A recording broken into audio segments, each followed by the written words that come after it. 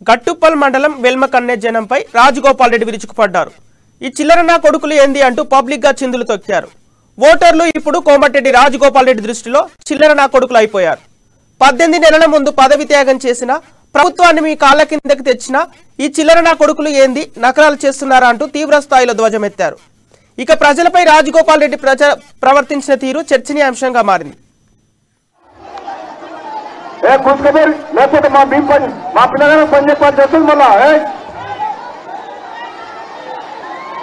మర్యాదగా డిస్టర్బ్ చేయకుండా వెళ్ళిపోయి ఇక్కడ నుంచి.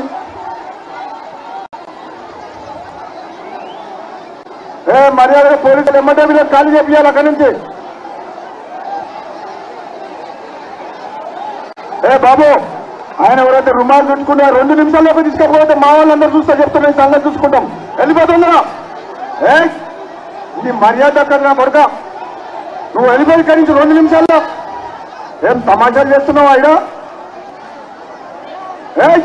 ఇక్కడి నుంచి వెళ్ళిపో. తీసుకెళ్ళినాయని ఈ బరబరకూడదు నా కొడకలారా. మీరు ఎక్కువ నగరాలు చేస్తే వాళ్ళ అక్కడి నుంచి ఎరగొట్టండి. ఫస్ట్ ఎరగొట్టండి. మీటింగ్ దగ్గర డిస్టర్బ్ చేస్తే చెప్తున్నా మర్యాద ఉండదు. పోనీ పాపం లేవనుకుంటే పెద్ద నగరాలు చేస్తున్నారు.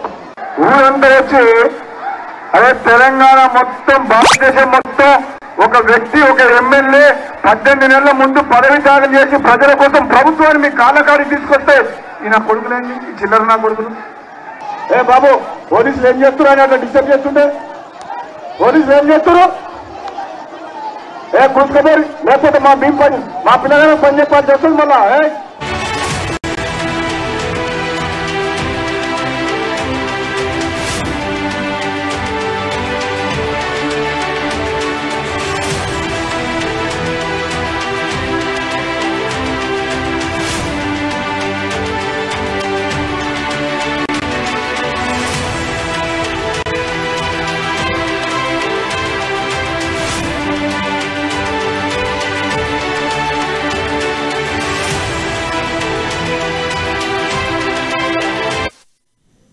బులెటిన్ లో బ్రేకింగ్ న్యూస్ చూస్తున్నాం.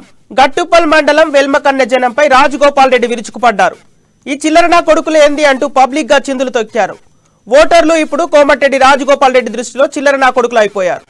18 నెలల ముందు పదవి త్యాగం చేసిన ప్రభుత్వాన్ని మీ కాళ్ల కిందకు తెచ్చిన ఈ చిల్లరన కొడుకులు ఏంది నకరాలు చేస్తున్నారా అంటూ తీవ్ర స్థాయిలో ధ్వజమెత్తారు. ఇక ప్రజలపై రాజగోపాల్ ప్రవర్తించిన తీరు చర్చనీయాంశంగా మారింది.